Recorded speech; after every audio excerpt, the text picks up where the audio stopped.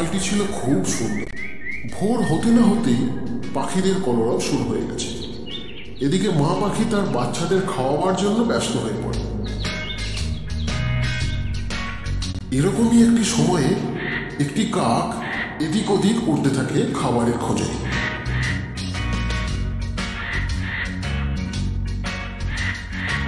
কাকটির ভাগ্য আজ এতই খারাপ যে খাবারের একটি দানাও খুঁজে পেল না।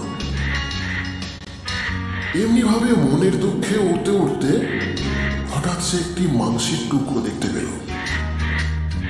পাশাপাশি কেউ কোথাও নেই দেখে সে টুকরোটি মুখে করে গাছের ডালে এসে বসল।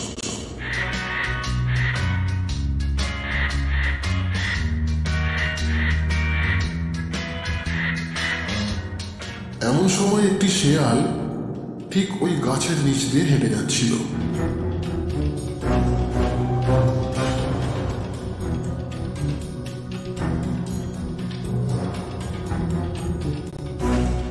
কাকের মুখে মাংসের টুকরো দেখে শেয়াল আর লোভ সামলাতে পারল না।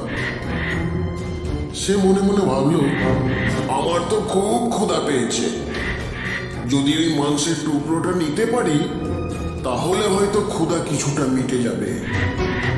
কিন্তু কাক তো গাছের ডালে বসে আছে, সেখানে যাওয়াটাও সম্ভব নয়। সুতরাং একটা উপায় বার করতেই হবে।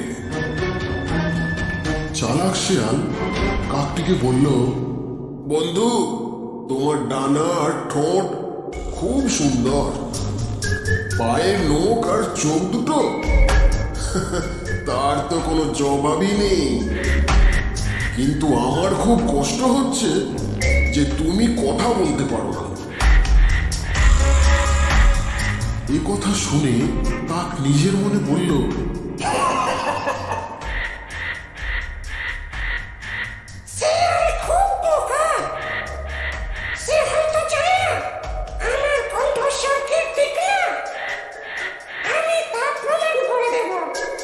রেগে গিয়ে সে বলল,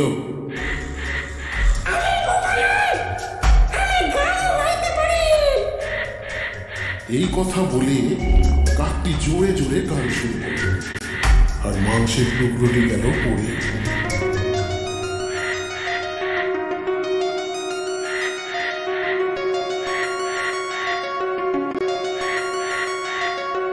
শেয়াল সেটি নিয়ে আনন্দে ফিরে গেল।